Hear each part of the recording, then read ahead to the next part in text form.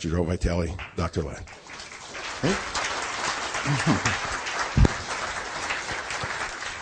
Thank you. I love you. Excellent.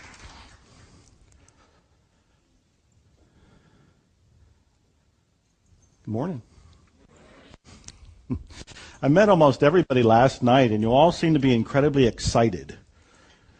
I want to know why. What do you think you're going to get? Really, anybody? What do you think you're going to get? What are you excited about? Something that's going to change your life. More clearing. Somebody else. What are you doing here then? We got it already, she said. What are we doing here then? We're sharing the love and the energy. We're networking with the big guy. But she pointed upstairs. She says, we're networking with the big guy. That's excellent. That's excellent. I'll tell you what I think's going on. First of all, I got no agenda. He has no agenda. I have no notes. He has no notes. We have no outline. We have no PowerPoint. He has no outline. He has no PowerPoint. I think that we want to go here. And this, to me, I end up calling the whiteboard.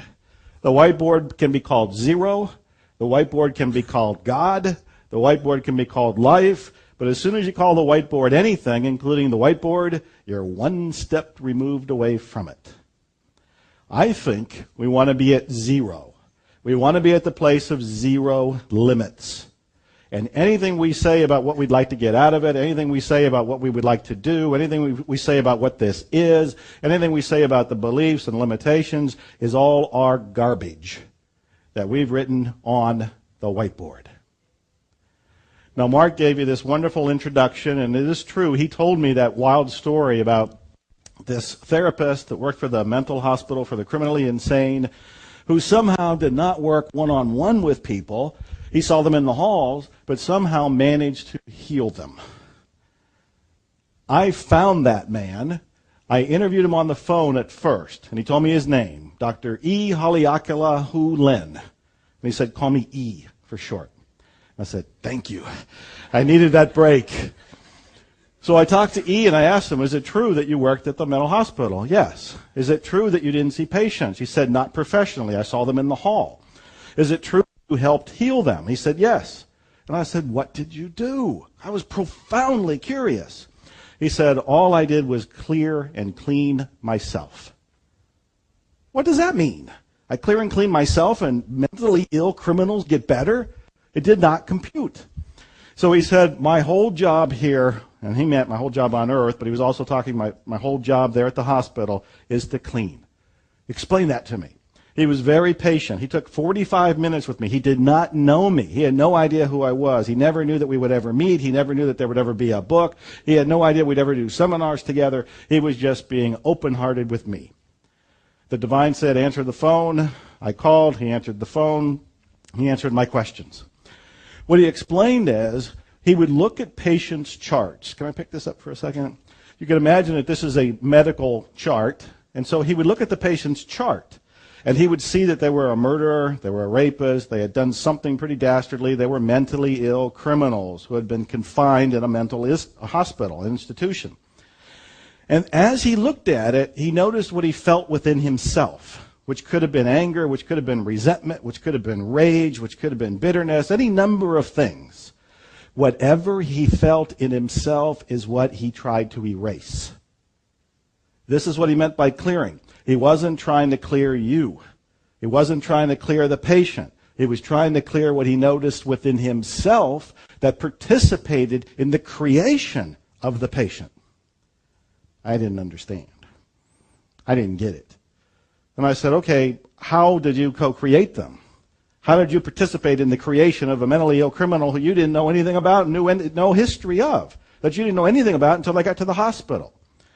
And then he said the most mind-stretching thing that still boggles my mind. And when we talk about complete responsibility, this has taken it to a level that nobody outside of this room, unless they've read Zero Limits or done a workshop with him, have ever considered.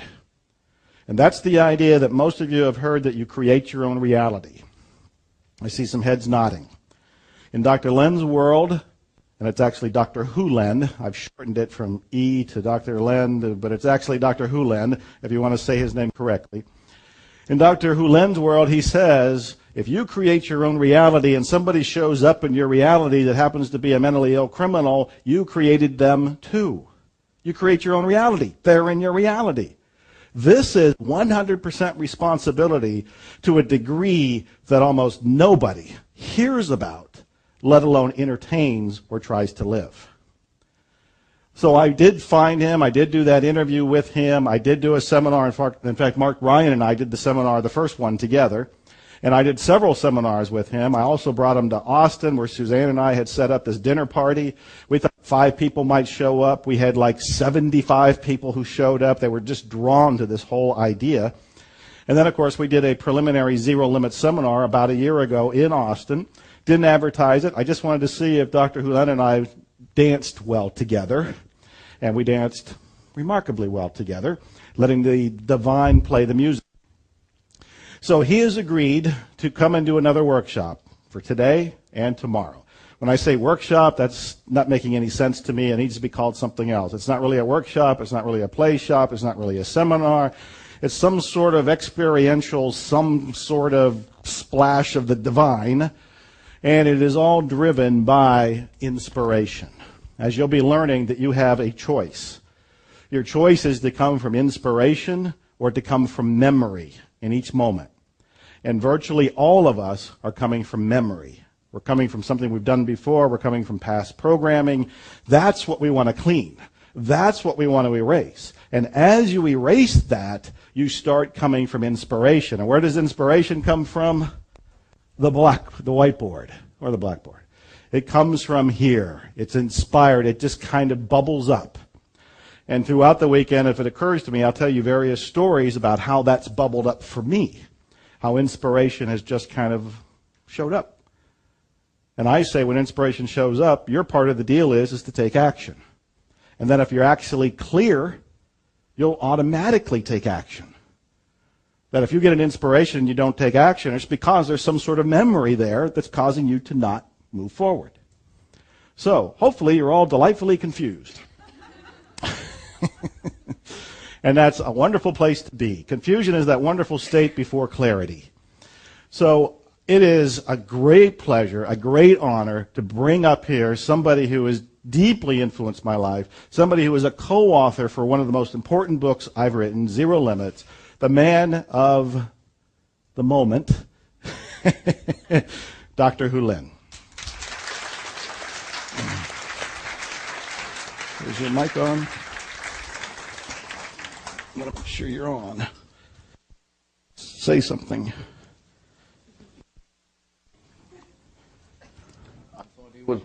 I thought he was going to say the man of La Mancha.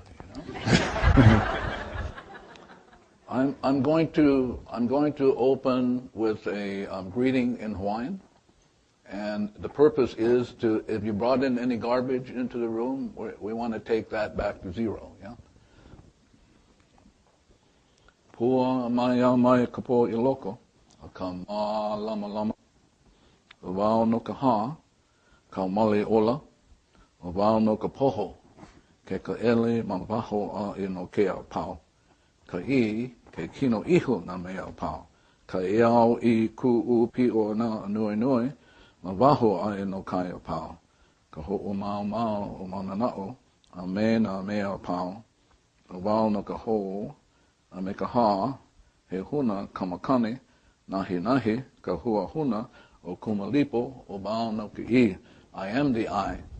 I come forth from the void into light. I am the breath that nurtures life. I am that emptiness, that hollowness beyond all consciousness, the I, the id, the all. I draw my bow of rainbows across the waters, the continuum of minds with matters. I am the incoming and the outgoing of breath, the invisible, untouchable breeze, the undefinable atom of creation. I am the I. I was in North Carolina doing a class, and somebody sent me or gave me there, if I can find it.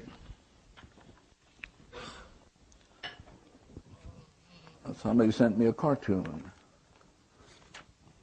and I think it's important to share it with you, just to make sure we're getting clear as to what I'm talking about.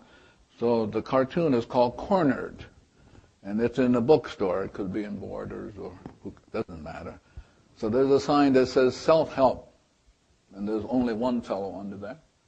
And then there's another sign that says fixing others. Yeah. So most of us spend most of our lives fixing others. And if you really pay attention, you will notice it never works. Yeah. If you're a physician, you think it works, it never works. For example, in this great country of ours, by the time a cardiologist is 60 years old, he has a higher incidence of heart problems than the general population. So some of you who, Joe said I could say anything, so I'm going to say it. So some of you who are, quote, healers, I'm going to talk to you today particularly, because it's important for you to know what's going on in you. So I'm going to pose 5 questions today. I'm going to kind of address myself to it, and maybe I won't, maybe it'll show up, who knows, yeah. So the first question I'm going to address myself to is a question that probably not too many people walking the earth can answer clearly. Clearly. And the question is, who am I? Who am I? As you know, the great philosopher Socrates says, know thyself. And most people have no idea who they are. And I suspect some of you don't either. So I'm going to go over this today or tomorrow, and Joe will give you some stories, and maybe some of you will have some stories. But who am I? And as Shakespeare said, to thine own self be true. But most of us are not.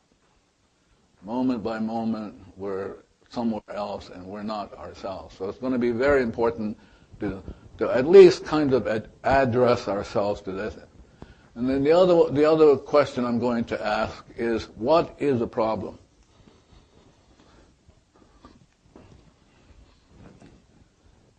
And most people have no idea what this is. And if you look at the health system today, it's going crazy, because nobody in the health system has answered the question, what is the problem? Yeah? So it's very important to work with that and be very clear, because if you're not clear, you're going to be like a rubber ball bouncing all over the place and causing problems for everybody else. Then the third question, I think, is very important, and it's the question of 100% responsibility, is the question of where is the problem? Where is the problem? And this question deals with being 100% responsible. And as I say, kind of every class that I've ever given for the 25 years, the point always comes up, have you ever noticed that every time there's a problem, you are always there? Yeah. I mean, you are always there. Always. There's no exception. So we're going to look at where is the problem, because if you're not clear where the problem is, then too bad for the rest of us. Yeah? Because as you get clear as to who you are, what is the problem, where the problem is, the rest of us will be fine. Really. But as long as you can't answer any of this, the rest of us will be in hell, and you will be the creator now. Yeah? So it's very important. And then the question is, how can the problem be solved? How can the problem be solved?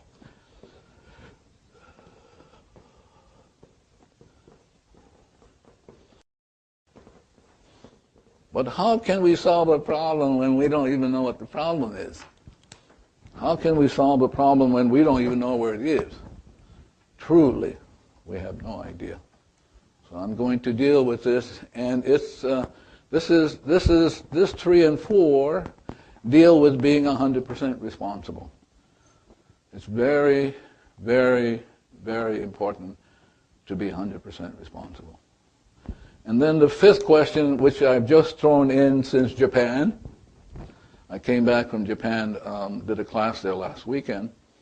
The question is what is the purpose of existence?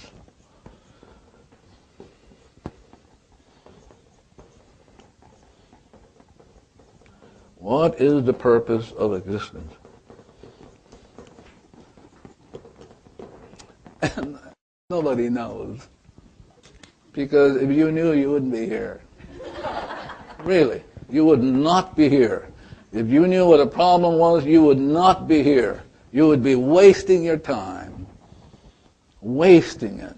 You could be walking the beaches of Maui or go up to the place where I live on the Big Island, volcano, 5 miles from an active volcano, and any moment you go, and you're gone. Yeah? But since I live part of the year in California, Woodland Hills, you could go, be gone too. Here's what I'm going to, Joe and I and whoever, I don't know where it's going to go. I don't care where it's going to go, really. I'm just putting it up, and you're going to be creating where it goes, and I'm going to be doing what I came to do and go, oh my God, and then start erasing, yeah.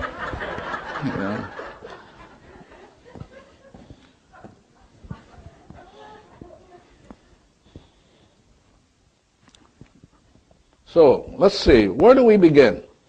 That's a very important question. Where do we begin? Somebody tell me, where do we begin? If we're going to solve these, we're going to answer these questions, where do we begin? And be clear. Again, he says he's giving permission to be profane. So most of what you're going to say today is bullshit stuff. I mean, you are. I've heard it before. It's going to be sheer bullshit. So I'm getting ready, and here's what I'm getting ready with. Maybe Joe wants to say something. No, I just have a mic to hand to whoever wants to say something. Right there.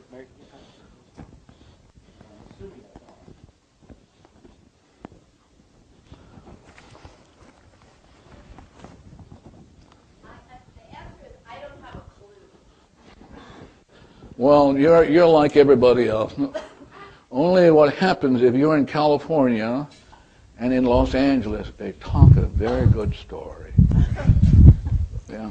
Whatever reason, the Los Angeles folks around Los Angeles, they always say, I know, and you know it's bullshit stuff. I mean, it is. It's not bullshit. So maybe somebody would like to contribute to the bullshit, So I have here what is called an eraser. So as you're talking, I'm watching the room, watching the cosmos, watching the plant, watching all this, and it's only an opportunity for me to erase. So fire away. And you have to, for me, you have to speak very slowly, and I would ask you to stand up so I know where the trash is coming from. From this corner. Now, we're going to make the point now. So listen, he is not talking. I want you to be clear about that. When he speaks, he is not speaking. It's data speaking in his soul. So he's not speaking, because if he was at 0, he would have nothing to say. So I'm going to make this point over and over again, that you were created in the exact likeness of the divine, pure and perfect. Pure. So who you are is a divine being that's perfect already. But you happen to talk trash. Yeah? So let's listen to a divine being talk trash. Yes, sir. So once I heard that there are no problems. I'm sorry? Once I heard that there are no problems, but only situations. What does that mean? It means that it becomes a problem because of our understanding it as a problem. No, it becomes a problem because it's data. See, now if, for example, you were at 0, you'd be fine. But as soon as you start talking, you're talking, as Dr. Vitaly is saying, you're talking this. But here's who you are. But when you talk trash, this echoes the trash. But if you were already perfect, you wouldn't say anything. 0. So what you're saying is nonsense. So I'm going to hit like that because I want to make sure you don't get away with bullshit. Any more questions? Yeah. So now where you want to be, so I'm going to erase the board and I want you to watch this. You will know, you will realize I cannot erase 0, but I can erase data. So I'm going to erase the data. And as I erase the data, I'm leaving you behind.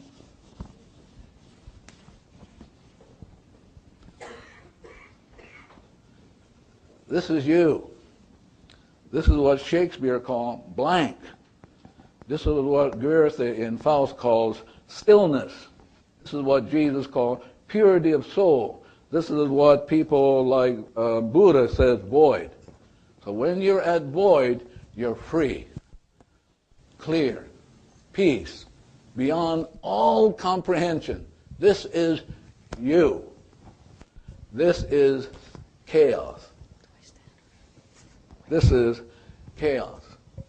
On you. This is disease.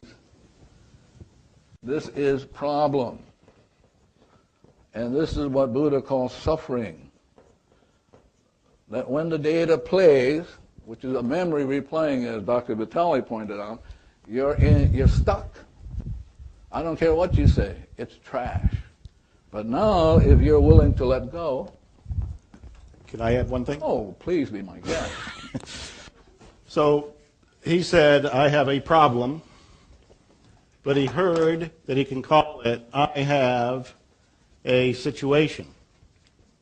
I'm writing it down so that you can visibly see that this is just data reframed with a different word in it.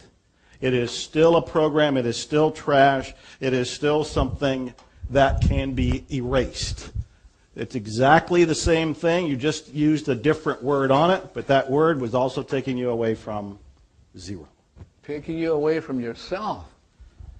Pure in heart. You have given up. Don't go away, Dr. Vitaly. Come. So you have given up yourself, pure in heart, for trash. Trash. I mean, can you imagine giving up a pure soul for trash? And this is what we do moment to moment. We're trashy. Yeah. For example, some of you have this notion that you're a healer. It's trash. Some of you who think you're coaches, it's trash. Because if you're hanging around somebody who needs to be coached, all you have to do is erase the stuff and the person will be fine. Because if you are 0, everybody else will be at 0. So when I work with people who come and see me over the years, I try not to. But when they call or get an email that slips in, I don't know how they got, I say to myself, what's going on in me that they should be giving me a litany, data, trash of their problems. And so now as I begin to erase the trash in me, it gets erased in them, and they never email me again. Now, the only thing I don't know, and Mr. Joe Vitaly will have to tell me, is how to build them. Yeah. So please be clear, like he's pointed out, you are 0. This is called freedom. Freedom is no trash. Clarity. Peace beyond all understanding. This is who we are. He and I were on a radio show together, and we were getting a lot of call-in questions, and we were getting a lot of call-in comments. before my book came out, our book, no, this was mine, but Zero Limits is by both of us, he said, Joe, when the book comes out, the shit is going to hit the fan. And I said, no problem, I can handle it. Until the first shit hit the fan. And I didn't handle it very well. I had a whole lot of cleaning to do within me. We ended up doing a radio show together that he probably remembers. And he interrupted the host and he said, do you have any really nasty questions? We were having all kinds of sweet kind of questions. And I said to him, let's go after a nasty one, you know? And so the announcer said, somebody by the name of Chris has this really strong question. And I was bracing myself to hear it. It's like, I wasn't inviting this. I don't want to hear this. I'm doing just fine in my little bubble. So don't bring it in. He was inviting it. Why was he inviting it? First, opportunity for clearing. But he said something that was a real eye-opener for me. He said that the person asking the question isn't asking the question. It is a data, it is a program, it is a belief, whatever you want to call that, was being spoken through the person. This is why therapy never works. Because as he's pointing out, when somebody says something to you, it's not about that. But we who have been trained, including parents, we keep thinking that's what they're saying. But you never hear what they say because you're always reacting. You're only hearing your reaction to what they're saying. Yeah. Just having that awareness that the person asking the question wasn't trying to dagger me on purpose. What they were really doing was expressing what I sometimes called a virus of the mind, that they had actually just picked up a virus and that they were expressing it, much like somebody picks up a cold, that they weren't doing it intentionally, that they had no responsibility for it because they were unaware of it, but because it was coming through that, instead of seeing a person named Chris in this case who was asking a question, I now heard that data came through a person named Chris, and what I wanted to clean was the data. And I was recognizing the data because the data was in me. Take it slowly now. Let's go through that one more time because some of the people are going, eh. One more time. What I'm looking for when anybody comes to me and they say something nice about that book or any of my work, or they say something negative, perceived as negative about that book or any other work, is I'm now looking at it's not the person telling me it, it's not you expressing it, that you actually have picked up a cold, a virus, a program. And these programs are in us, they're in the universe. This is one thing that he's depressed me with. He says there is an unimaginably huge amount of cleaning to do that we will actually never ever get it done in this lifetime. And I was really looking for the easy button, push it, and everybody's cleaned, especially me first.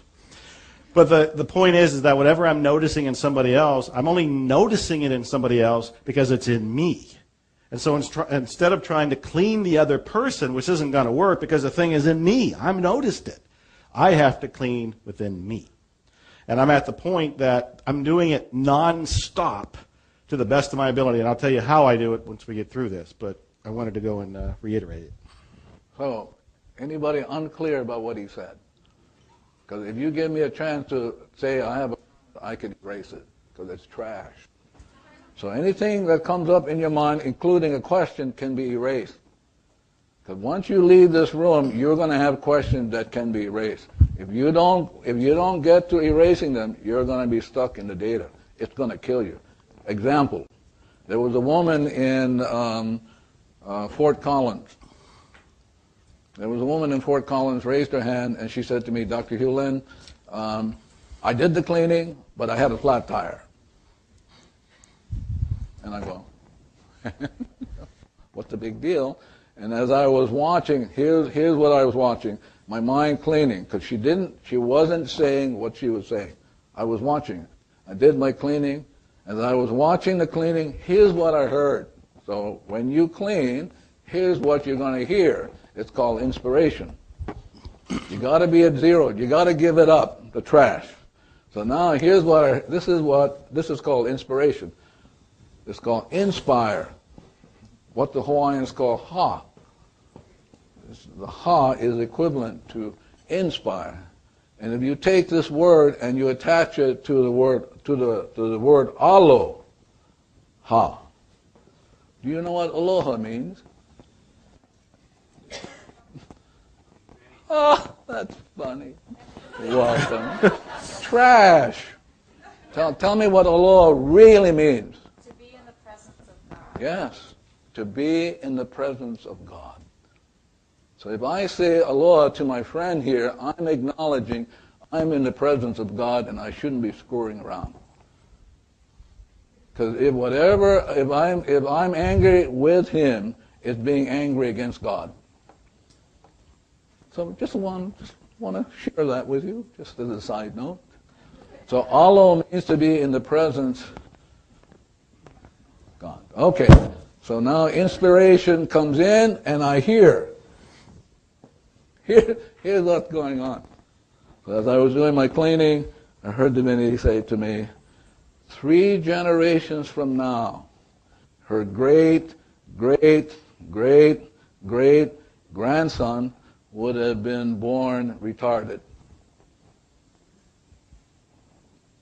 Can I say that again? So doing the cleaning, the opportunity to clean, prevented a memory from producing in her family a retarded person.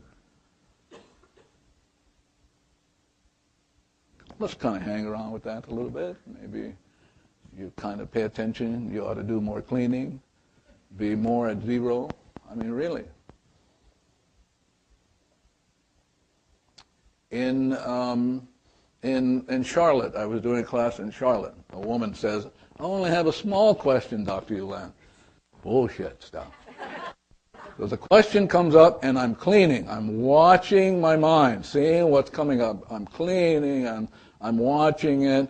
And I hear the divinity say to me, ask her a question just to see what she will do. And I went, blah, blah, blah, blah.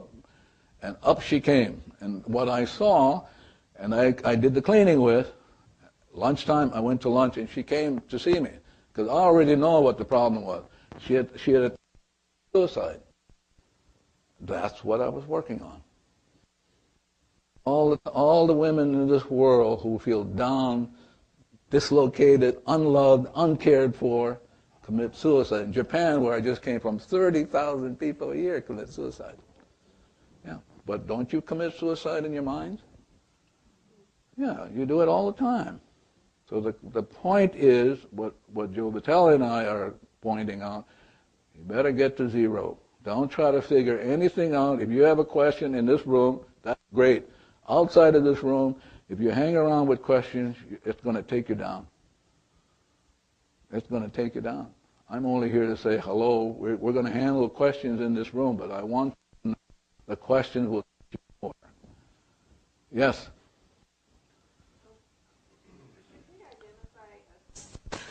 I've heard some people just say... You can stand up so I Okay. can see you, please.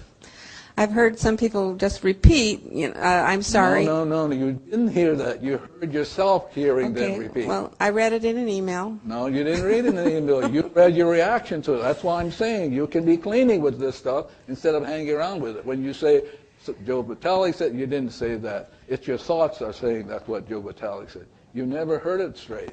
You'll never hear it straight. The data will never give you the answer. Never, never, never. My question was, it didn't seem to be addressing anything in particular, and I'm wondering if the cleaning should have a subject. Why is that?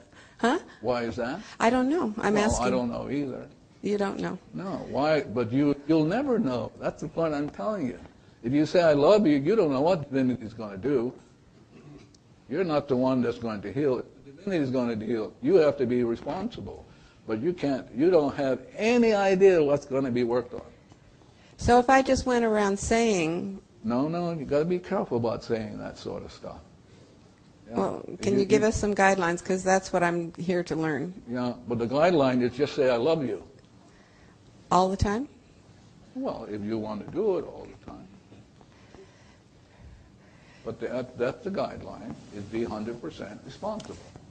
And the way to be 100% responsible is start cleaning so you can get to zero.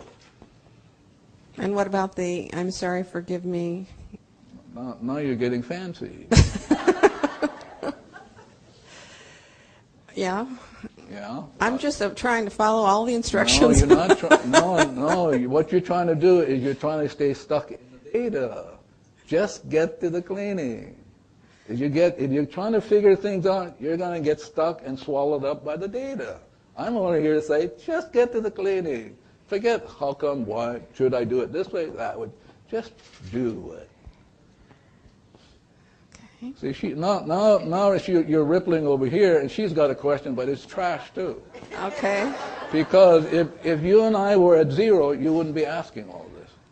Now I'm saying to these people who are watching you, they think it's you and me, but it's the trash in them.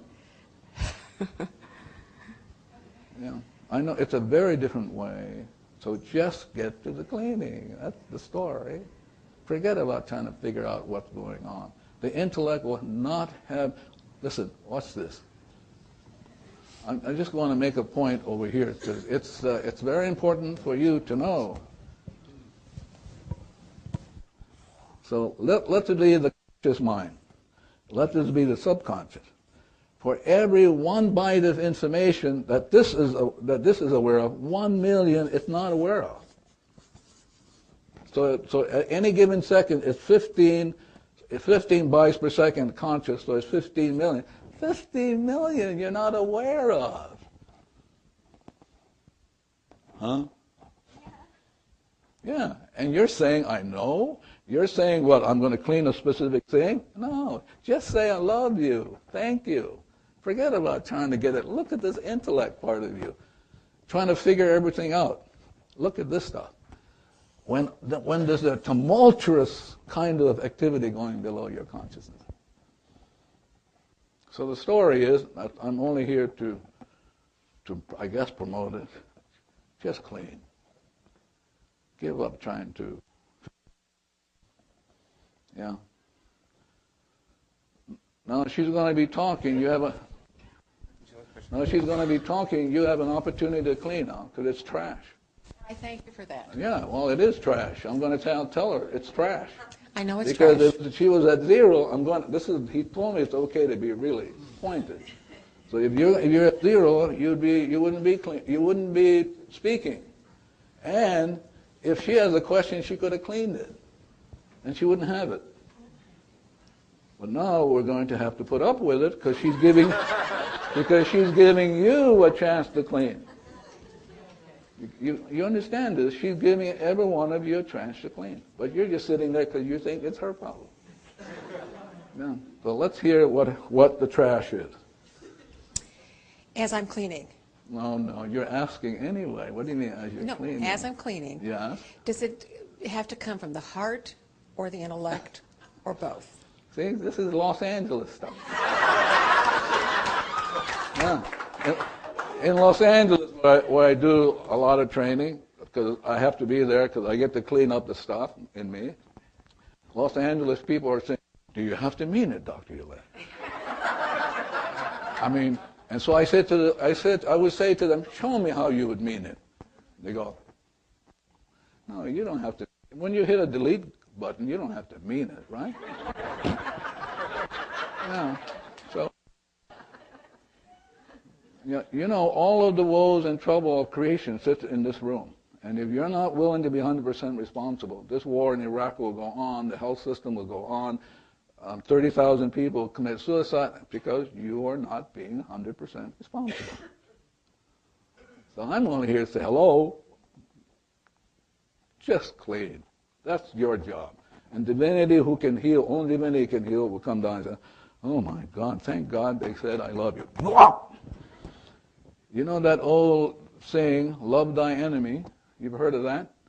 So who are you loving when you do the cleaning? Yourself.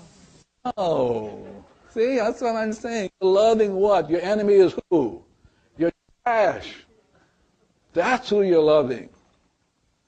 When you're angry, you're loving that to allow God to consume that. You're at zero, only then will you be in love with yourself. But you can't be in love with yourself unless you have enemies running around called trash, anger, resentment, annoyance, thinking, coping, managing, God knows everything else.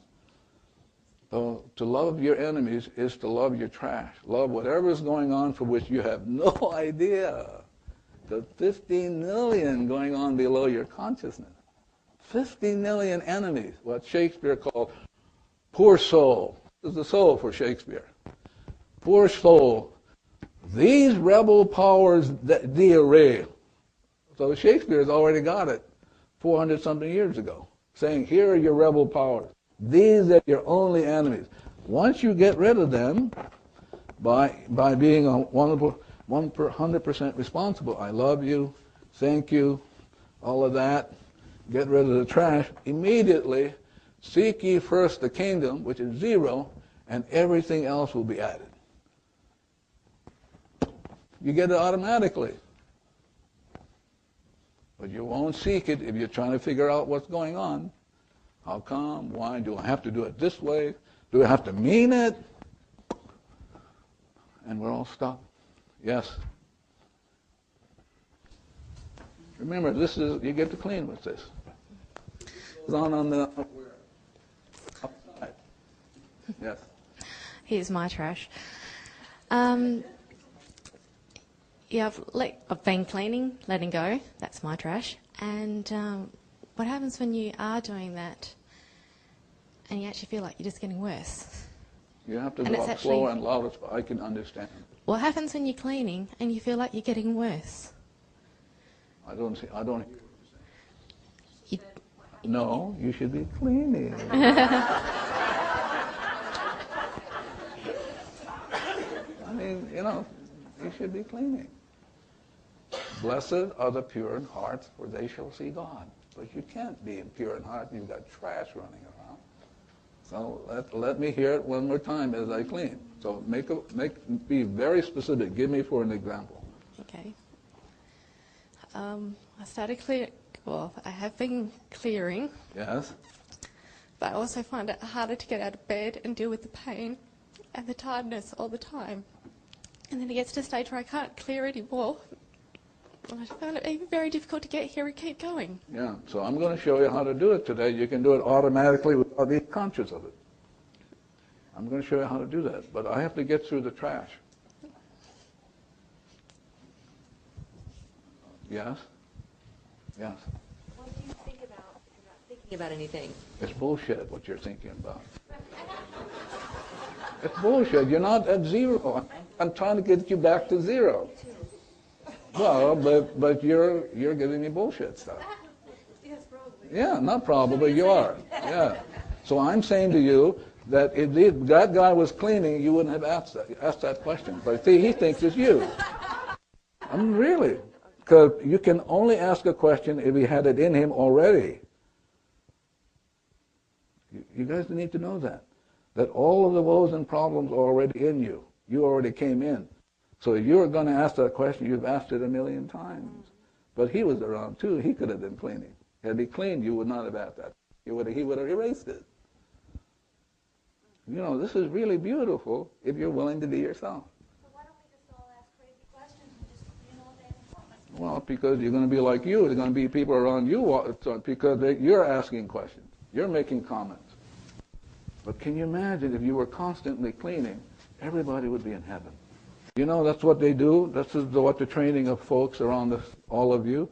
You're going to help people. What a bunch of bullshit stuff. You're the problem. So now let's say he's a client. He's going to come and see me. I have a schedule. He's going to see me next week. Boy, I start cleaning with whatever I have with him. I'm going to start cleaning because when he shows up, we will have an easy time, have coffee, and he'll pay me $250. Yeah. I mean, right? Well, why couldn't you do it? Because you think you're going to help him. He doesn't need help. He's already perfect. What is imperfect is the data in you that says otherwise. That says otherwise. All of you walking around. So we say, well, he's got a problem. No, we got a problem. And I'm here to tell you, listen, it's over here. It's only over here. It's only data. Everybody's perfect. The universe is absolutely, God only creates perfect universe. Well, my God, what is imperfect? Just the data. The data where? In you. And if you don't get to it by being 100%, we're all going to be stuck. I'm going to be doing my cleaning, But if you get stuck by thinking, coping, boy, this is the 15 million going on. I'm going to be doing my cleaning, but some of this data I will not be aware of if you're in Thailand somewhere goofing off. I'm going to be stuck, and so will my grandchildren, my great-grandchildren, and we'll have the wars over, another Vietnam, because none of us are 100% responsible. So the only question is, are we going to get 100% responsible, and how do we do that? Simply, like Joe Vitaly says, just cleaning. So you can be zero, and once you're zero, everybody else can be zero. So here's the way it works. Simple to do, but I'm going to show you 3 states. So you were created perfect.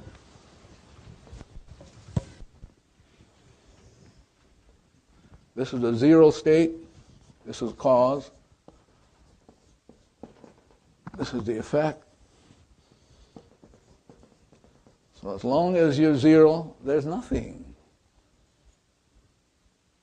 As long as you're zero instantly, Jesus says, seek ye first the kingdom, then inspiration will show up. Well, inspiration does what? You have your talents. You're gracious, like Joe Vitaly. So you really become Hawaiian at heart. You become clear, gracious. You become what the Hawaiians call, e koma mai, my house is your house. Or you can hang around with trash. This is memory replaying, and what you end up with is suffering, as my friend Buddha says, or as you hang around with disease. You hang around with problem. Now the only question is, which are you going to choose? Well, if we're stuck here, like I'm stuck most of the time, then I have to be 100% responsible. If I erase this, which is the cause, then I'm back to zero. And if I'm back to zero, then divinity will give me what I need, and will give everybody else in Mother Earth, the ocean, the waters, the ants, the bees, everybody will get what they need. Yeah. So I'm going to pause to see if you have any questions. Yes. Oh, those New Zealanders, my gosh. You can't even understand them, you know? Yes. Robin, why don't you stand up so we can hear you? Hello. Yes. My question is this, is if we clean, then we can go early. Yes. Oh, you got it. Got it. I can go early too. Yes. Yeah. So hurry up, everybody. Let's clean up. I paid her to say that. So please, I mean, I'm willing to entertain any question. Outside, for me, if you ask me, I would just clean. But in the room, we're here to be 100% responsible. Yes, please. I have a question over here. And can you tell me your name? My name is Amy. And can you tell me a little bit about your family? About my family? Yeah, Mama, Papa, what's the family, relatives, and ancestors? Mom and Dad, Cuban, came from Cuba about 40 years ago. My mom passed away in March this year. Okay. And I'm one of these so-called healers, right? I'm seeking to heal myself through other people. Yeah, but we're 100% responsible, you know? Right. Yeah. And so when you say this, I think I understand, but I really don't. So now I find myself in a place where I feel like a complete fraud and totally confused. And See, now the fact that you're saying that, you can erase it. I love you. Whatever's going on in me, and I feel like a fraud, I love you, I love you. Thank you. Thank you for coming up. Because you have to realize the only reason you and I are here is because to clean up our stuff. We're not here to do anything else. Right. Yeah, and so as you're talking, hopefully everybody else was cleaning. Got my fingers crossed. Yeah. Because I am. I have one more question for you. I have based, I guess, my whole entire existence around, or I guess I fooled myself into thinking that I'm very altruistic in my nature, and so now I feel like I want to help people or I want to do something. So now I'm confused if the people who I help through my healing, through my spirituality, whatever, how can I do that if I erase, and then all my people will disappear?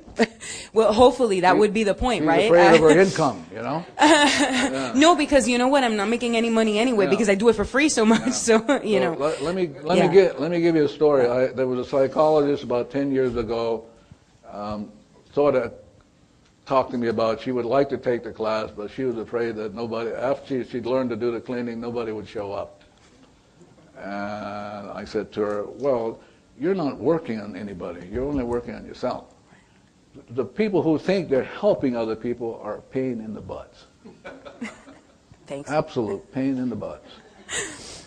Yeah, because if you help yourself first by being at zero, she would be at zero and she would be willing to pay you. But if you think you're helping them, you're going to get burned. Let me give you an example. There was a woman in Japan who raised her hand, and one of the things she said, I have an autistic child. Okay. Now throughout the class, the weekend, occasionally she'd have a break, we'd have a break, and she'd come and talk to me, and she would say, can I do an energy work on you? So now I'm cleaning on that. Only divinity can do that. So I'm watching the cleaning, and what happened to her, she had an autistic child because of what she was doing. She was helping other people when in fact she should have been helping herself, and helping herself heal other people through her and get paid for it. Okay. So now my friend Dr. Jarni Lee in Hilo, Hawaii, works only 3 days a week and travels a lot and makes a lot of money. I would have liked to have asked her for a commission, but I was slow on that. Yeah. But she makes all kinds of money being 100% responsible. Mm-hmm. Yeah. Okay. And that's something that you can do and get paid for doing. In other words, if you're willing to, if you have clients, if you're willing to work only on yourself, about them, you'll be fine. And you'll get paid. I would get paid. Why are you not getting paid? And I would quickly point out that the concern about making money is actually one of the things you want to clean, and that when it's gone, the money shows up. Shows up automatically. Yes. Tons. Yeah, I mean, tons. I have a client who I've had for 15 years. His income went from being kind of like 10, 20 million. Now he's worth $500 million. I keep saying to myself, I should have asked him for a commission on these things. Yeah. So, story is the data is only in you. And if you are willing to work only in the data in you, everybody else will be zero. If you're zero, everybody else will be zero. If you become inspiration, everybody else will. Everybody else will. How wonderful to know that. By healing quotes, the memories in you, everybody else gets freed up and they can get whatever they came to do. Are we ready for a break, or am I too soon? Anybody else? Yes. Yes. Now you get to clean with this. Don't just sit there now. Hello, ladies. You get to clean with this. Oh, okay. Just thought I'd tell you that. Yes. Hi, everybody. My name is Marcia. I'm Brazilian. Dr. Lin, I've read the book, and I have a question. My husband is very ill. And No. No, it's my garbage. Wait. Your husband is not ill. It's the data that's ill. Okay. The data in you and me and in them. Okay, but it's a little bit difficult for me to understand. When you say you have to clean, it means I have to say the words in the book, I love you, thank you, I'm sorry. Any of those will work. Okay, but he's suffering a lot, pains daily. No, it's the data that's pain. Okay. Not him. He's perfect. You got to get that. He's perfect. It's the data that's imperfect that he's experiencing, all of us. And if you're sitting there not being 100% responsible, he'll continue to be sick, and we will too. I want to let you know something very important. You have extreme pain in you, but you're not conscious of it. I mean, you have extreme pain, but if you were aware of it, you would go bananas. So lucky you're not aware of it. Oh, Yeah, extreme pain that you're not that's 15 million pain that you're not conscious of. And she's talking about this pain. So if you're all perfect, it's the data. That's what we got to get after. We got to get the data. So if she's willing to say, I love you, thank you, just nonstop, it'll go. I cannot imagine the divinity would not have it go. I can't imagine. At least it's not been my experience. Thank you so much. No, thank you. Give us a chance for all these people to be 100% responsible. Yes, back there. So when you say I love you, thank you, are you talking to the ill husband, or are you talking to... No, you're talking to the data. To the data. Yeah, Okay. because the data is the enemy. The data is the disease. Now, because we're willing to talk to our enemy, Jesus said, love your enemies. We're going to love the data to death. We're going to love it and consume the data. That's what love can do. But if you're thinking, coping, managing, not giving love an opportunity to do that, we just lost opportunity. Yes.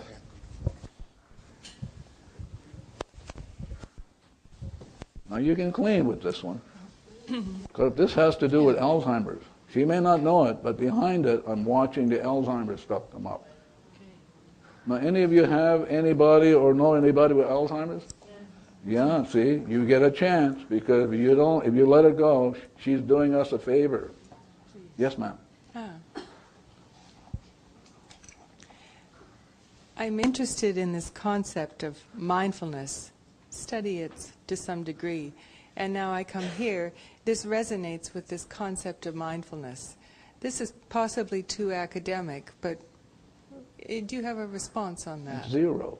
Mindfulness is being at zero. Yes, yes. So Buddha talks at mindfulness being at zero, and out of zero you get enlightened. This is enlightenment. Yes. Inspiration is enlightenment. Enlightenment. That's what Buddha talked about. The whole thing about Buddha is being at zero, which means letting go of the suffering, and then being enlightened. But none of us do this. We're too busy thinking and coping. Yes. Yeah. Thank you. Thank you. Joanne, you don't have a question. Looks like you might have something over there. Are you sure now? Why is it bubbling around you? There's something bubbling around you. No? Not that I'm aware of. Oh, okay. Anybody else, please? Yes. Yeah. My name is Pam, and I wondered, is there a place for doctors and psychologists and healers in the world? What do you suppose, Pam?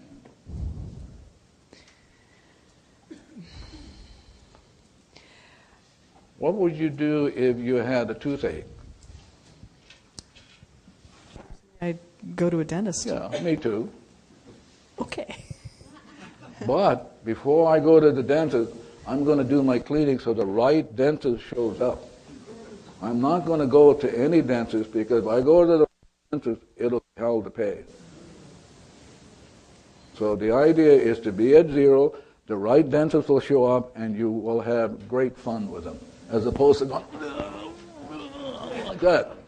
But the idea is you want to always make sure you're at zero, so the right opportunities and the right people. Yeah. So, too bad, we'll still have to hang around with psychologists. Yeah. Yes? No, I want to hear it on the mic.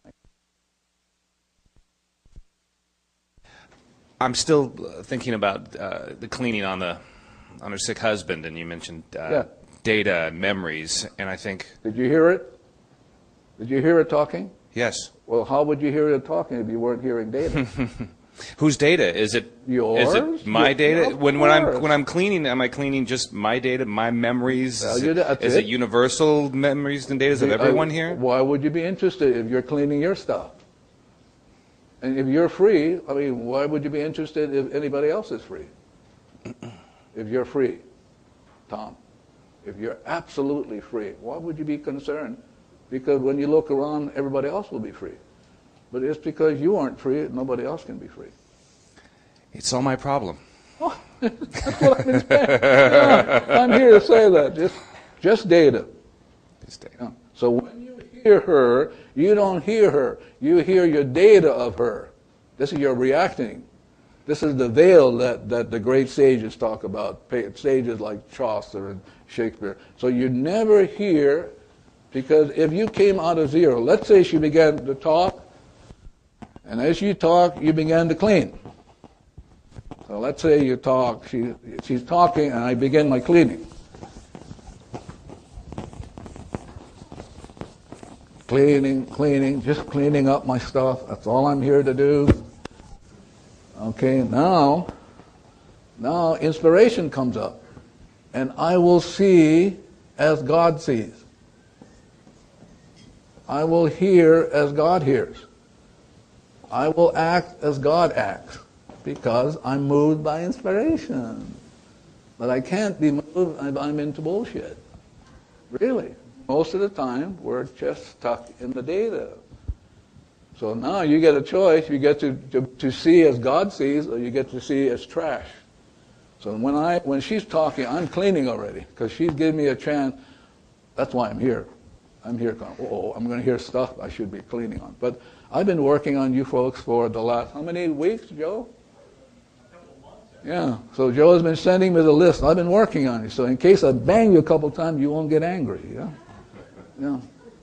So she is doing us a favor that you and I didn't know we had this stuff in us. She speaks, wow, I get to clean. I get to be back to zero. She goes back to zero. Her husband will go back to zero. And divinity will give to him what's perfect and right to him, only because you and I were willing to be 100% responsible. Yeah. That's how great you can be, or just be a pain in the butt, Tom. Yeah. Do we get a break? One more question, maybe. And then take a quick Can you break. ask Joe Vitaly one more question? Yeah. Oh, all right. Make it an easy one, like what time is lunch or something like that. There's so much of that in the subconscious. How do you know, or do you ever get to zero? See, but you'll never get it because you're thinking now. You're trying to figure it all out, as opposed to just get to the cleaning. And if you did your cleaning, I can't imagine that divinity would not provide the right dentist. Okay. I can't imagine. If you were God and I did my cleaning, you would provide the right dentist. But we're always in, how do you know? How come? I mean... That was a great answer. Yeah. Well, can you tell us how you wrote the book? I wrote it by being inspired. I wrote the book by not writing the book. Now, I've written a lot of books. Most of you know things like The Attractor Factor and some of my marketing-oriented books. But when it came time to write Zero Limits, and of course I was excited about it. I couldn't wait to write the book. I really felt like the hand of God directed my writing. It was one of the easiest writing experiences ever. It flowed. Every now and then I would pause and ask myself, what do you want me to say next? Well, what was I talking to? I was listening to inspiration coming through me. And I kept cleaning and cleaning, which is what I'm doing 24 hours a day, nonstop. And I'll tell you some stories about what's happened to me by continuously cleaning and allowing inspiration just to come through. And when inspiration comes through, I act. For the book, I just kept writing. I actually wrote it in a very quick time period. It seems like I wrote it in a couple weeks. And then I think we went to Poland. Well, I gave it to you to review. And by the time I came back, he had reviewed it. I went ahead and tweaked it a little bit, and the book was done. Not only that, when I sent the book to the publisher, now remember, I just finished the book and I sent it to the publisher, that book was listed on Amazon as a pre-publication book. Because of the clearing, because of the energy that I was putting into this, because of an article that was an excerpt from the book, that book became an Amazon bestseller 6 months before it was published. Now, I tell you my part in it. So he sends it to me to look at. Well, there's no way I'm going to look at it. So I do my cleaning, and as I'm watching page after page, up to about 150, I heard Divinity said, put it away. This is done. Don't do any more. It's done. So I said to him, I'm done. And I thought he read it. But you know, you're looking to clean because you're looking to have God read it. And as I was watching the eyes of God reading it, I heard really clearly, it's done already. Don't be messing around with it. Don't be trying to put a comma here. Don't. So I go, oh, okay. Like that. I literally had to tie my hands, you know? I would like to take a break. Let's take a quick break. And Just finally, like the guy 5 looked minutes. at me and he says, "Are you a movie star?" And I thought, I don't know where this is going. And I said, I don't really know what you mean. I'm not really a movie star. He says, yeah, I think you are a movie star. And he says, I've seen you in a movie. And I said, okay, what was the movie? He said, Desperate Encounters. And I said, Desperate Encounters, what was that? And he said it was something with Kurt Russell and I think Harrison Ford. And I said, I was in that one? And he said, yeah, you were in that one. And I said, was I a good guy or a bad guy? He said, you were a bad guy. He said, you were a really good bad guy, but you were a bad guy. And I said, oh, really? And he said, yeah, I also saw you in Law and Order. Law and Order, the TV series, I've never even seen it, let alone been in it. And so I'm thinking, this guy has a different view of reality, and he's seeing whatever he expects because he did not believe me when I said I was not in those movies or TV shows. He had his own little programming that he had caught, his own data, and coming through him, through his eyes, and his opinion was, I was just a celebrity movie star who didn't want to be recognized. This guy also said, you know, last week I picked up William Shatner. And I said, oh, really? I mean, we all love William Shatner, right? And I said, what was William Shatner like? And he said, oh, he was not a nice man. He said he tried to steal my wine glasses that he had in the back of the limo. I said, this doesn't sound like William Shatner. And I asked him, I said, how tall was the guy? And he said, like 6'4". And I said, you know, that's not William Shatner. And I said, did he say his name was William Shatner? And the guy said, no, he said his name was Bill Archer. He said, but I know it was really William Shatner. And I thought, boy, we got a doozy of a driver here. And of course, Narissa finally says, have you ever heard of the movie The Secret? And the guy says, no, I never heard of it. And Narissa says, that's the movie he's in. But by then, he thought we were fabricating a completely different story to hide the fact that I was actually in Law and Order and Desperate whatever. You know, this is the man who picked up Bill Archer, who thinks he's William Shatner. Bizarre. But in many ways, we're all doing that. In many ways, we're doing that. We're not doing it intentionally any more than he was doing it intentionally, but there is all of this data that's keeping us from being here. And that was playful data that makes a funny story, but it's still data. So what we're here to do today is to clean as much of that as possible. I have been doing nonstop cleaning to the best of my conscious ability ever since I took my first workshop with him, which is now, I think, 3 years ago. Mark would have to remind me. And for me, it is just saying, I love you, I'm sorry, please forgive me, and thank you, nonstop. It has become my new self-talk. Now, all of you know what self-talk is on some level. You're doing it even right now. That's more of the data that's barking in your ears. And if you listen to your self-talk, it is amazingly critical. And if your best friend talked to you like that, or any family member, you would kill them. But you're talking to yourself. At least the data is talking to yourself in there. And what I've been working on is to replace that negative self-talk with, I love you, I'm sorry, please forgive me, and thank you. I don't say it in any particular order, but I do say it, and I am saying it right now. It's the background talk in the back of my head. When I was listening to him speak, it was going on in the back of my head as I'm standing over there. And as I keep doing this cleaning, inspiration is allowed to come through. One of the examples that I want to give you that happened recently, that I don't even think I showed you, is I was in a fitness contest at one point, and I wasn't drinking any margaritas or anything like that everybody else was drinking, and I was out with friends, and all of them were having a margarita while I was having ice water, and the average of margarita has like 700 to 1,000 calories in it, so it was really off limits, and I was frustrated, and I hit my fist down, and I said, what we really need is a bodybuilder's margarita, a fitness margarita of some sort. Where was that coming from? Where was that coming from? So that idea was coming to me, and when these ideas come, I think they come by grace. They come by a gift. They're coming, I think, from the zero, from the divine, from God. They're coming as a gift. And in that particular moment, I originally said it as a jokingly frustrated moment. But Narissa pointed out that that's actually a good idea. I'm known to follow through on things pretty well, almost to a scary degree. And I now have Fit-A-Rita. And Fit-A-Rita is the world's first healthy margarita mix. This has 6 calories in it. It has no sugar in it. It has no carbs in it. You add a shot of tequila, 6 ounces of water, this, you mix it all up, and you have a healthy margarita. Now, the predictions are, I'm going to make a whole lot of money. Well, it sounds like money as I shake it, actually. I'm hearing money. This is coming from inspiration. It is not me being strategic. It is not me trying to plan out, how can I create some sort of product and I'm going to make millions of dollars when I sell it. That's not working for me. And in fact, I'm at this point, and I talked to Dr. Hyu Lin earlier, and I said, I no longer am creating the experiences in my life. I am agreeing to the experiences in my life. That is a dramatic difference.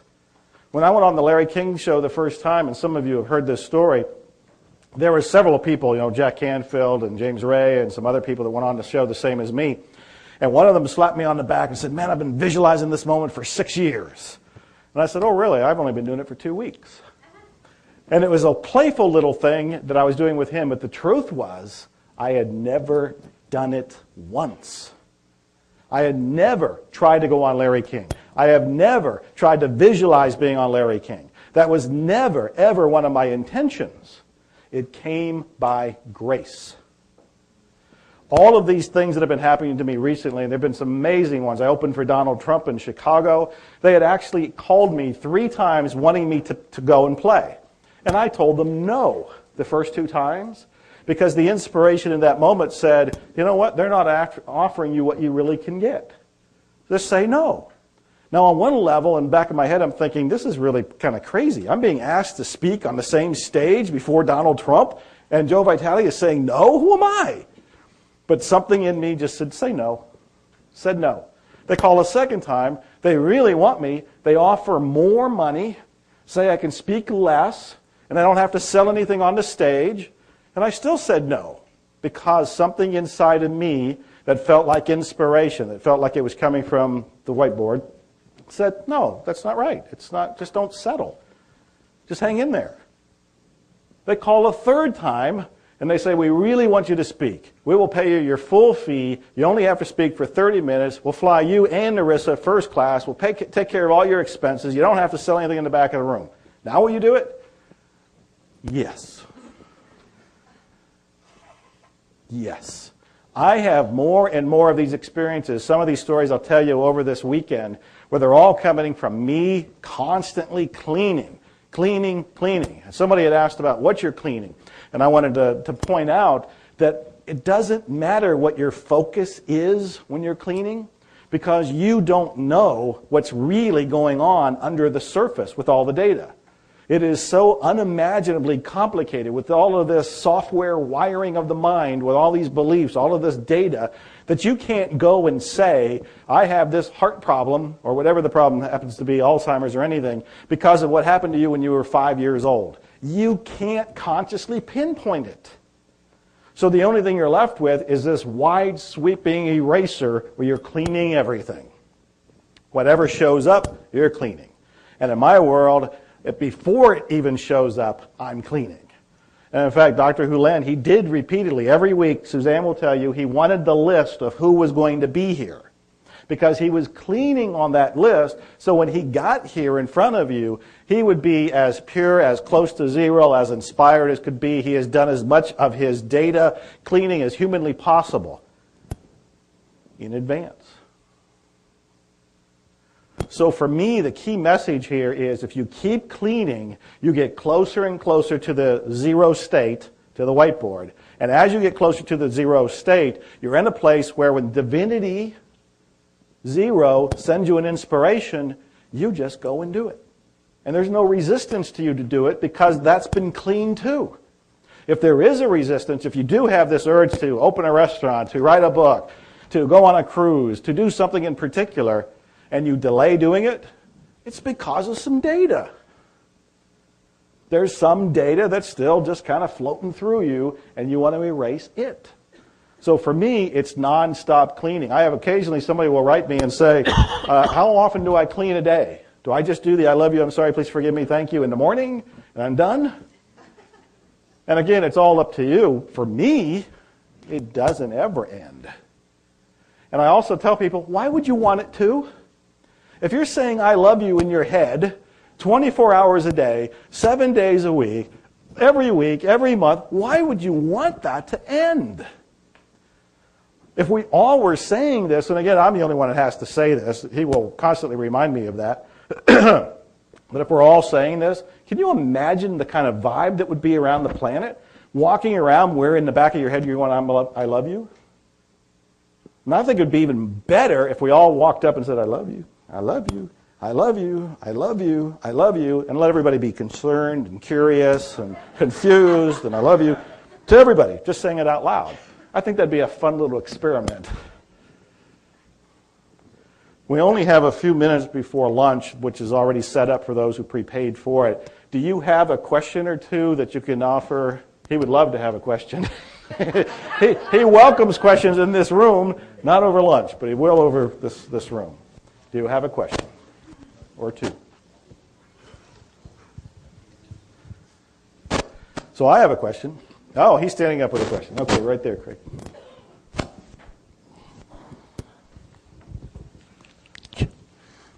Why did it make me angry being in this room in the last session? One more time, so they can hear it and clean it. I'm Jim. Yes. And I wondered, why was my reaction to the last section anger? I have no idea, but I hope somebody's cleaning.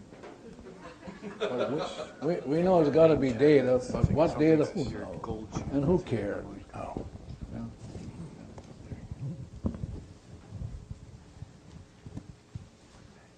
Oh, please release me, let me go.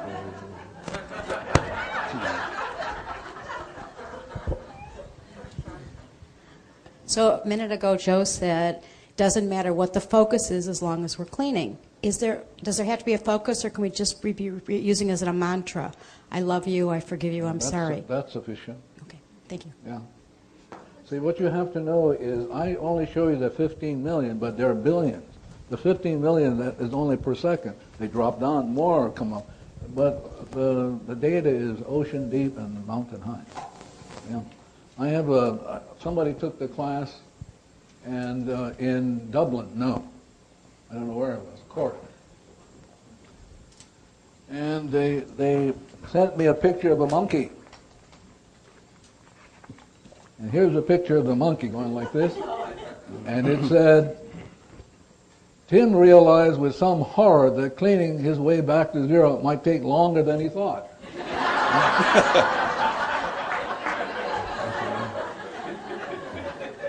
One more question, because I'm really hungry. Right here. Yes. I wanted to answer his question, sure. if I may. I had the good fortune of attending the first Zero Limits seminar at Lake Travis earlier this year, and I sat next to you at the first seminar. The guy stood up and said, "Why am I so angry?" So I don't know the answer, but I'd be glad to talk to you after the session if you'd like to talk about it. Yeah. Talk to you. Anybody? We got 2 minutes. Yeah. You ever notice the same people ask questions? Yeah. Please don't feel insulted. I'm just saying that, you know? Yeah. I would like to know why other hospitals aren't trying this out. I mean, that's because such a... they're like you. They are? Yeah. Okay. Well, I would try it. I know, but they're like you. Not me. I would do it. I wouldn't try it. I would just do it. Okay. See, right now at Hawaii State Hospital today, they have a lawsuit because now social workers and people like that are being beaten up on by patients. That's what happens when you don't take 100% responsibility. They'll beat up on you. That's what happens with women. They get beaten up on because they don't take 100% responsibility. I was giving a talk years ago to a group of women who are therapists. And I heard as I was cleaning, they're not going to invite you back again. I heard it even before I showed up. So it came around, and finally a question was asked. And The same question asked in Japan. I just got back from Japan. And the question is, how come women don't get more presidency of corporate America? Well, because they're not 100% responsible.